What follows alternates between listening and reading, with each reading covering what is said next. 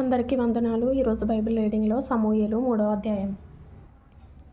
బాలుడైన సమూయేలు ఏలి ఎదుట యెహోవాకు పరిచర్య చేయుచుండెను. ఆ దినములలో యెహోవా వాక్కు ప్రత్యక్షమగుట అరుదు, ప్రత్యక్షము తరచుగా తటస్థించుటలేదు. ఆ కాలమందు ఏలి కన్నులు మంద దృష్టి గలవైనందున అతడు చూడలేక తన స్థలమందు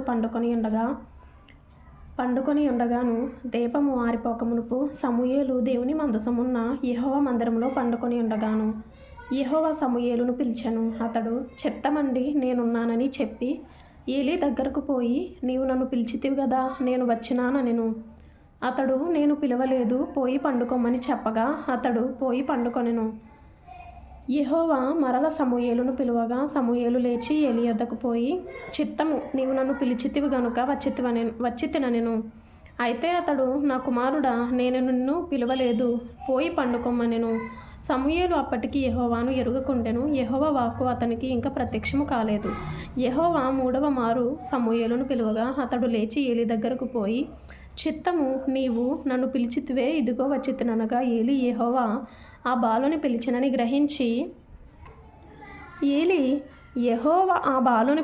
గ్రహించి నీవు పోయి పండుకొమ్ము, ఎవరైనా నిన్ను పిలిచిన ఎడల యెహోవా నీ దాసుడు ఆలకించుచున్నాడు, ఆజ్ఞ నిమ్మని చెప్పుమని సమూయేలుతో అనగా సమూయేలు పోయి తన స్థలమందు పండుకొనెను.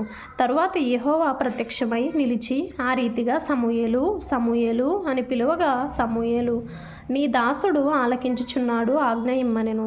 అంతట యెహోవా సమూయేలుతో ఇలాగు సెలవిచ్చెను, ఇశ్రాయేలులో నేనొక కార్యము చేయబోచున్నాను, దానిని విను వారందరి చెవులు గింగురుమనును.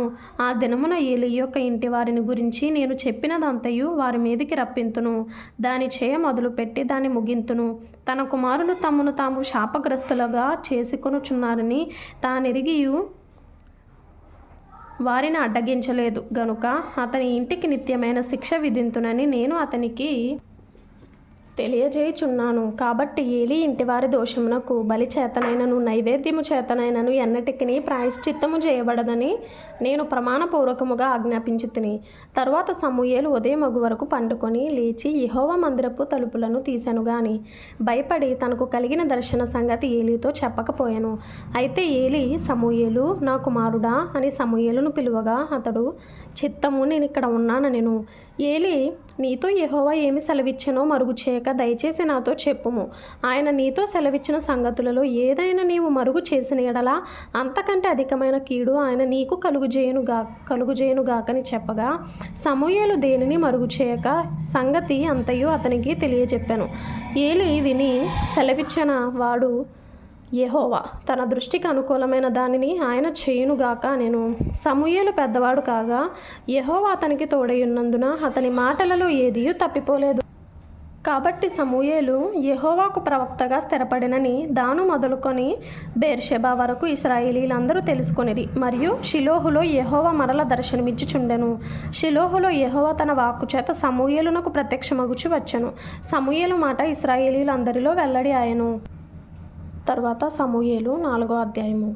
ఇశ్రాయేలీలు ఫిలిష్తీయులతో యుద్ధము చేయుటకై బయలుదేరి ఎబెనెజరులో దిగగా ఫిలిష్తీయులు ఆఫెకులో దిగిరి. ఫిలిష్తీయులు ఇశ్రాయేలీల మీద తమ్మును యుద్ధ పంక్తులుగా తీర్చుకొనగా వారి యుద్ధములో కలిసినప్పుడు ఇశ్రాయేలీలు ఫిలిష్తీయులు ఎదుట ఓడిపోయి యుద్ధ భూమిలోనే ఎక్కువ తక్కువ 4,000 మంది హతులైరి. కాబట్టి జనులు పాలెములోనికి తిరిగి రాగా ఇశ్రాయేలీల పెద్దలు, యెహోవా నేడు మనలను ఫిలిష్తీయుల ముందర ఎందుకు ఓడించెను? షిలోహులోనున్న యెహోవా నిబంధన మందసమును మనము తీసుకొని మన మధ్య నుంచుకొందము రండి. అది మన మధ్య నుండిన ఎడల అది మన శత్రువుల చేతిలో నుండి మనలను రక్షించుననిరి. కాబట్టి జనులు షిలోహునకు కొందరిని పంపి అక్కడ నుండి కెరూబుల మధ్య ఆసీనుడయ్యుండు సైన్యములకు అధిపత్యగు యెహోవా నిబంధన మందసమును తెప్పించిరి. ఏలీ యొక్క 2 కుమారులైన హొఫ్నీయును ఫీనెహాసును అక్కడనే దేవుని నిబంధన మందసమునొద్ద ఉండిరి. యెహోవా నిబంధన మందసము దండులోనికి రాగా ఇశ్రాయేలీలందరూ భూమి ప్రతిధ్వనినిచ్చునంత గొప్ప కేకలు వేసిరి. ఫిలిష్తీయులు ఆ కేకలు విని, హెబ్రీయుల దండులో ఈ గొప్ప కేకల ధ్వని ఏమని అడిగి యెహోవా నిబంధన మందసము దండులోనికి వచ్చినని తెలుసుకొని జడిసి దేవుడు దండులోనికి వచ్చినని అనుకొని, అయ్యో మనకు శ్రమ, ఇంతకు మునుపు వారి ఇలాగూ సంభ్రమింపలేదు. అయ్యయ్యో, మహాశూరుడగు ఈ దేవుని చేతిలో నుండి మనలను ఎవరు విడిపింపగలరు? అరణ్యమందు అనేకమైన తెగుళ్ల చేత ఐగుప్తీయులను హతము చేసిన దేవుడు ఈయనే గదా.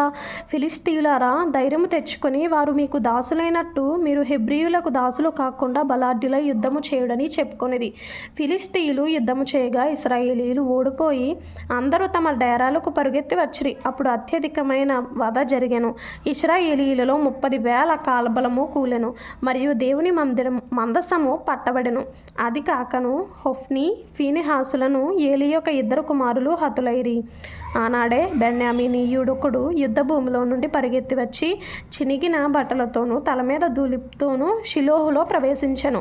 అతడు వచ్చినప్పుడు ఏలీ మందసము విషయమై గుండె అవీచు త్రోవ ప్రక్కను పీఠము మీద కూర్చుండి ఎదురు చూచుచుండెను. ఆ మనుష్యుడు పట్టణంలోనికి వర్తమానము తేగా పట్టణస్థులందరూ కేకలు వేసిరి. ఏలీ ఆ కేకలు విని ఈ గల్లత్తు ఏమని అడుగగా ఆ మనుష్యుడు త్వరగా వచ్చి ఏలీతో సంగతి తెలియచెప్పెను. ఏలీ 98 ఏండ్ల వాడై యుండెను. అతనికి దృష్టి మందగిలినందున అతని కండ్లు కానరాకుండెను. ఆ మనుష్యుడు యుద్ధములో నుండి వచ్చిన వాడను నేను నేడు యుద్ధంలో నుండి పరుగెత్తి వచ్చితనని ఏలీతో అనగా అతడు, నాయనా, అక్కడ ఏమి జరిగినని అడిగాను. అందుకు అతడు, ఇశ్రాయేలీయులు ఫిలిష్తీయుల ముందర నిలువలేక పారిపోయిరి. జనులలో అనేకులు హతులైరి. హొఫ్నీ, ఫీనెహాసు అను నీ 2 కుమారులు మృతులైరి. మరియు దేవుని మందసము పట్టబడెను అని చెప్పాను. దేవుని మందసమును మాట అతడు పలుకగానే ఏలీ ద్వారము దగ్గరనున్న పీఠము మీద నుండి వెనుకకు పడి మెడ విరిగి చనిపోయాను. ఏలయనగా అతడు వృద్ధుడై బహు స్థూలదేహి అయి ఉండెను. అతడు 40 సంవత్సరములు ఇశ్రాయేలీయులకు న్యాయము తీర్చెను.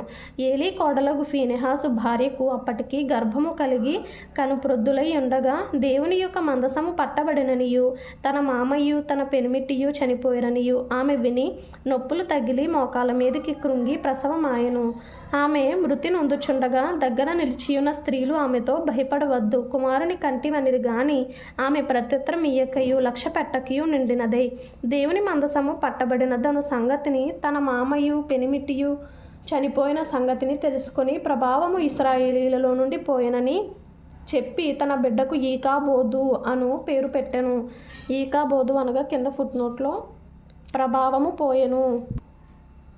దేవుని మందసము పట్టబడిపోయినందున ప్రభావము ఇశ్రాయేలీయులలో నుండి చెరపట్టబడిపోయినని ఆమె చెప్పెను. ఆమెన్.